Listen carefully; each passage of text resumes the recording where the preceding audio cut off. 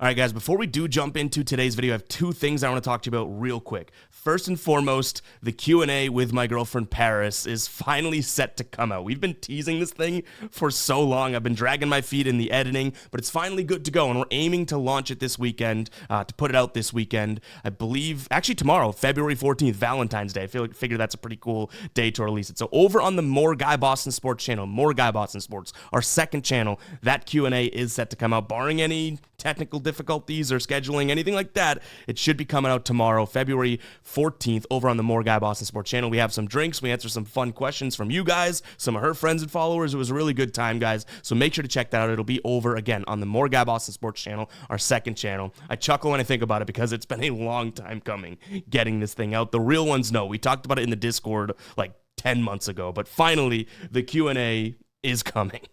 And secondarily, we have 20% off the merch right now. There are some exclusions, but over on GuyBostonSports.com/store or FadeMe.store, you can use code LOVEANDBETS, LOVEANDBETS.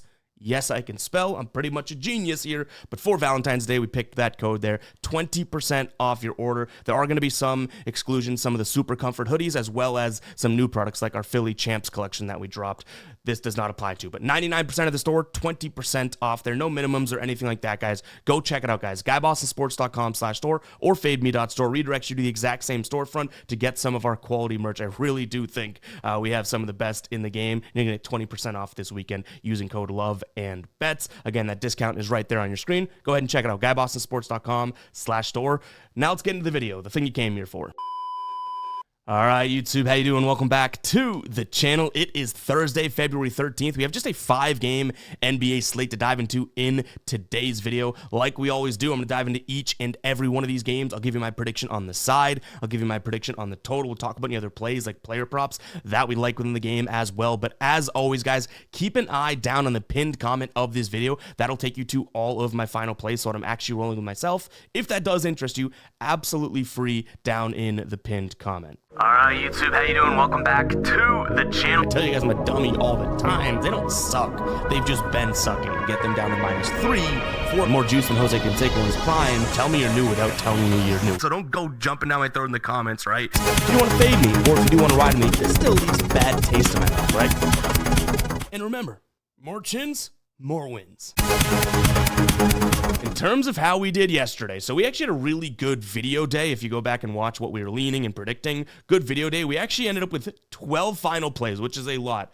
We go 6-6, and the obscure part, and maybe I'm just a numbers weirdo or something, we were plus minus 0.00 units yesterday. Like, that's mind-blowing to me. If you were to say, hey, make 12 plays, how you sparse out the units and the odds, just make sure by the end of the night you have no blood either way. No win, no loss. No one could do that, right? Absolutely crazy. We have 12 plays, go 6-6 because of how we did the units, because of the odds that we played, end up with 0.0 units, won and or lost. So I think that that's pretty spectacular, to use a weird word. Obviously, we want to be in the green, but come on, we can admit that that's pretty crazy. As I'm crunching the numbers as they're finishing last night and then into this morning, I'm like, is something broken with my calculations here? Like, it just says 0. And then I'm like, oh my God, we just had 12 plays and pretty much a moot point. Like, it didn't even matter. But what matters is we had a hell of a lot of entertainment on that 15-game NBA slate and a 12-pick final play night. So you know what? I guess it was a net positive. Speaking of a positive, pumping some damn crowd noise for Omri, who hits yet another ride of the day here with Denny Advia. Yeah, I can say his name correctly, guys. I just like to call him Denny Avadabadoo. Under 6.5 rebounds. Let's get a cha-ching for the man as well. He finished with, I believe it was 5 rebounds. Let me fact check that really quickly. I believe it was 5 rebounds against the Nugs last night. Yeah, 28 minutes, 14 points, 1 assist, and 5 boards there. So another ride of the day cash. It is the All-Star break, so what we normally do, guys, is pick a ride of the day in the comments, right, using hashtag ride of the day or ROTD, and then give a shout out in the next video, win or loss. We will still do that. We'll continue to ride with Omri, but we won't have an NBA video for a couple days now because we're not doing any All-Star content. Me and Paris are actually going away this weekend. We're going to try and unplug a little bit. We'll see. You know, we'll probably still be active on Twitter and the Discord and whatnot. Maybe some shorts here on YouTube, but we'll be jumping on board with Omri when we get back to basketball action. So Normally, we're giving you a shout out in the next video, win or loss. The next video is the next day. It just might be a little delayed here, but shout out to Omri for the win. Make sure to get your plays for tonight, though. We'll still ride with him, but we just won't do the shout out, right? Get your plays down in the comments, guys, with that hashtag ride of the day or ROTD. We'll be picking Omri because we're riding with him yet again, but those ride of the days help so many people in the comments, right? Like, we're getting comments every day now of like the comment sections are throwing out bangers, which is true. I've told you guys that all season long, all season in the NFL season, the MLB. It's like there are plays in there of things that I would never look to uncover or angles that I would never even think to attack. So some of those comments are awesome. Even though we're riding with Omri, get those hashtag ride of the days down in the comments if you feel like you do have a good play. But all right, we've rambled long enough. We've talked about enough. I'm actually going to put a little clip of a couple things, the Q&A as well as our discount for the store. So we're probably a few minutes into this video already before even getting to the slate. What do you say we do just that, guys, huh? Hit that like button, hit that subscribe button, and yeah, let's go ahead and jump into it. Again, we do have the All-Star break, so we'll be super conservative tonight, but starting it off with the Pelicans taking on Sacramento. This is one that we cashed with last night, right? We actually had this multiple ways. We had Sacramento Celtics money line, that cashes. We had New Orleans team total under, that cashes, and then we had Sacramento -4, that cashes. Looks like we pegged this one pretty damn well there, right? I will say this is kind of one of those spots in which I do think now you're getting to a number that may be a little big, right? I mean, CJ McCollum looks like he should be good to go. Zion should be good to go in this one, right? So to me, I'm sitting here being like, I've been preaching all year long that when they have these games back-to-back that are pretty much the exact same matchup, exact same home court advantage and whatnot, I like to flip it. Though I am kind of buying on Sacramento right now. I do think that if this thing gets up to 8 or even more, 8.5, it's probably a little bit too much. Last night we saw 119 to 111. They won by 7, but that game was very close at multiple times. So starting off with a psycho alert alarm type approach here, I'm going to look at the Pelicans plus the 8.5 points. I don't think I get there myself, to be completely honest, but I do think this game is a little bit closer than even last night. And even if it was last night, they're going to end up covering that number because I think it's going to move up to, 8.5 or so. In terms of what we have from a total perspective, this was on pace to cash in over last night, and things slowed down, scorching breaks, whatever the damn, screeching breaks, that's probably what I'm trying to think of, towards the end of the game, right? So I sit there and I'm like, okay, well, if this is pacing, and then all of a sudden the second half was very low scoring, we might see less defense tonight. We may see a little bit more pace. We know Sacramento can run. New Orleans has been running. I'm going to lean towards the over 235.5. And no major player props that I'm loving in this one. I will say I've considered the idea of a potential look at Zach LaVine, just due to the fact that I kind of really do like the idea of him in transition, right? Being able to run. And he's kind of coming into his own, I guess. I mean, he had 23 last night. He's going to be a guy that runs. It's a terrible transition defense, so I'd probably look at him. My one concern, it's a back-to-back spot. He barely hit his over last night. Is it kind of like a flat spot for him? I don't know. That's going to be the player prop I look at, over 22.5 points from him. We'll just see if we make it a final play. Keep an eye down in the pinned comment. Golden State taking on Houston. I should have mentioned, I think it goes without saying, but might as well say that every team is on a back-to-back here because everyone in the NBA played yesterday, so that's worth noting. I don't know if I'm putting as much weight into some of these back-to-backs as maybe I should, just due to the fact that these guys are going to have some time off, right? Even if there's all-stars playing, it's like that's not a real game and whatnot. So we should see some rest. I don't think that, I should see some rest afterwards. I don't think these guys are going to be like, oh my God, we have a back-to-back. It's like, no, we get some time off after this. So I think that that's at least worth mentioning. But we have Houston taking on Golden State here. Houston coming off of a win last night. Phoenix could have won that game. That actually was a close game for a lot of the game, but Houston wins it 119 to 111. Golden State loses to Dallas in somewhat of a thriller, right? Like that was also a very close game, but they were 7.5 point favorites because of Dallas's injuries. Now, we are in a back-to-back, like I mentioned. We got to keep an eye on Steph Curry. Sengun was questionable last night. Maybe he'll play tonight. I'm thinking these guys play because they're going to have a break after this. I already kind of rambled about that. So I'm treating it like everybody is playing in this one, right? Where I'd go in this one, I do think the Warriors plus 6.5, it just seems like it's a little bit too much to give this squad. Last time they played, which was in December, 91-90 when it was in Houston for Houston, but still, Golden State covers, right? They're 3-point dogs in that one, and they'd be 6.5 here. And the time before that was early December. That was in Golden State, 99-93. The time before that, it was this year as well, early November. That was in Houston. It went to overtime, and Golden State ended up winning that game outright as 5-point dogs. So clearly these two teams match up fairly well. We still have the Fred VanVleet injury on the Houston side of things, as well as obviously Jabari Smith Jr. Tari Easton's also out, and so is Steven Adams. Kuminga's still out for Golden State, but there's a lot of injuries on this Houston side of things. Golden State played a tough game last night, as did Houston. I think that 6.5 points is a little bit too much to drop here. I will say, if Steph doesn't play for some reason, then that obviously is null and void. I don't think that I'd want to back this team without them. But in terms of a total, we have this projected right now at 113 to 108 in favor of Houston. So that's a fairly big, that's like a 5-point discrepancy. I think that that's a little bit high here, especially if we do see some, sluggish legs on a back-to-back. So I'm actually going to lean towards the under. We have Houston no rest this year. They're hitting 27% of their overs. So quick math there, we're looking at 73% hitting the under. And then Golden State, 56% of their games went on back-to-backs. They've hit the under. So, yeah, I think that this is a spot in which both teams probably should slow the pace down. In terms of, Golden State shooting from the perimeter, Houston's really good at defending the perimeter. In terms of Houston scoring in the paint, Golden State's pretty damn good at defending the paint, so I do think that we have a low-scoring game here. Unfortunately, 217 is already a low line. Like, if this is 222, I'd be all over it, but 217 is what it is. I'll still lean towards the under. In terms of what we have from a player prop spot here, catch and shoot is where you can definitely attack this Houston team. So, obviously, we're probably thinking, oh, from the perimeter, they're pretty good, and, maybe that's not a good look, but catch and shoot may be a good look. I do think that we could see some Buddy Hield action in this one. If he plays again back-to-back. I'll say that for the 10th time. We want to make sure everyone's playing that. I don't think we have lines for many guys in this game as of right now as we wait out injuries, but if Buddy Hield is a go, and I believe, all we have right now is his quintuple single line, so no lines for him. I don't mind his either points or threes. I think we could see some catch and shoot, from him in this one.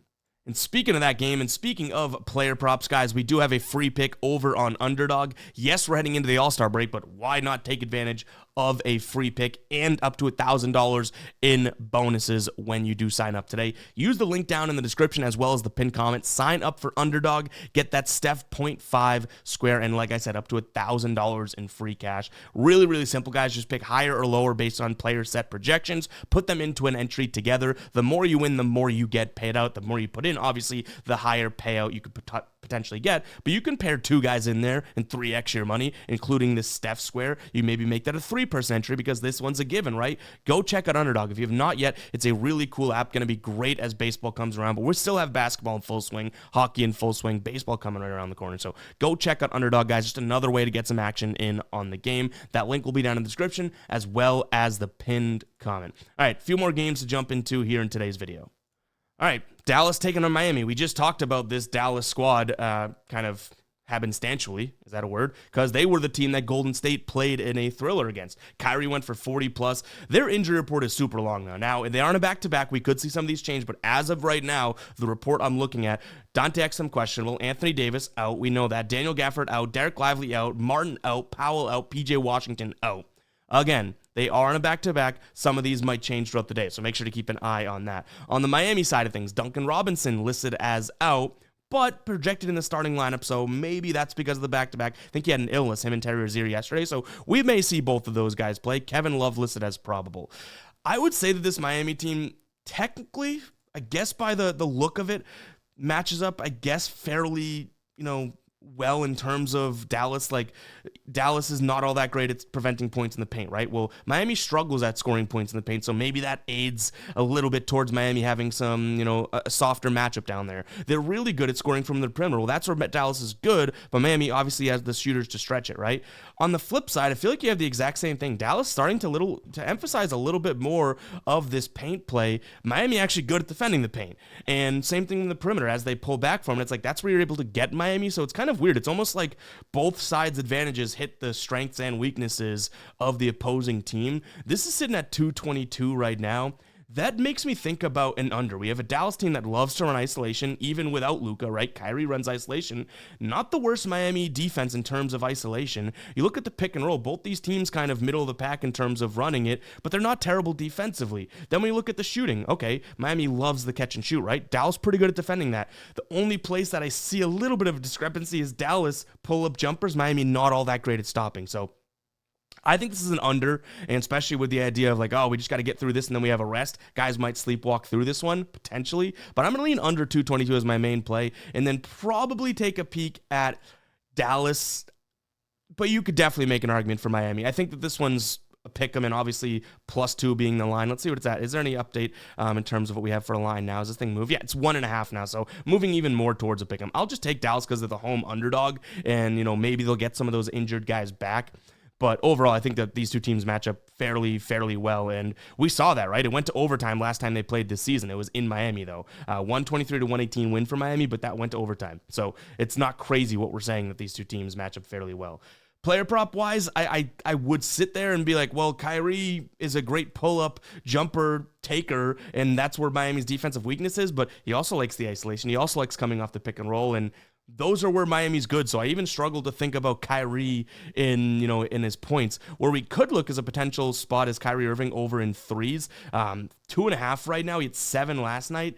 I would like the attempts to be there. Obviously, last night he took a ton, right? He was 7 of 10 from 3. The game before 7. The game before that, I think he only shot like 5. So he's definitely been good to this line. Last time he played in Miami, he had 3, but he's coming off of a really good night last night. I worry that he's going to have a little regression. But I would probably target his threes instead of, maybe his points or something like that today. Minnesota taking on Oklahoma City. This should be a good one. I know the line sit at 7.5, 8 in some places. Kind of screams, well, this Oklahoma City team should roll them, and you don't want to get in front of this Oklahoma team right now. They've won 7 straight games. They've won 8 of their last 10. They are 6-1. I guess, and 1 in their last 8 as well in terms of, 5, 1-1, I guess it would be, in their last 6 games in terms against the number because they pushed last night. I don't want to get in front of this OKC team. They are on the road, though, which obviously is a little bit different. Like, they have, their record is 44-10, if I'm not mistaken. Either way, they have 6 losses on the road. They have more losses on the road than when they're at home for sure, because when they're at the house, you don't really want to bet against them, right? Taking it over to the Minnesota side of things, they're actually kind of just like 50-50. Their home court advantage really hasn't been all that much this year, so it takes away from that sort of, maybe OKC's a little softer on the road. I'm going to go OKC. I would say that they're kind of the younger team as well, so them being on a back-to-back may not hurt. Chet Holmgren should be playing tonight. I don't believe he ended up playing in... he didn't play in last night's game, right? So he'll be fresh. I'm sure he's still in somewhat of a, minutes restriction, but that's one of their better players being fresh, ready to go. So, yeah, I trust the youthfulness of OKC to go in there, take care of business against Minnesota. I'm not going to sit here and tell you that if you like Minnesota catching points at home, it's a bad look, especially coming off of a loss to Milwaukee last night. That was a close game. They're probably pissed right now. They get their door kicked in by Cleveland, right? That was in Cleveland, though. And they return home, and it's like, all right, let's get right against Milwaukee. And then they lose 103-101. So they're probably a little fired up, and now they're like, okay, we want the best team in the league to come in here? No. You know what I mean? So it could be a good game, but at some point, picking against OKC starts to seem kind of foolish, doesn't it?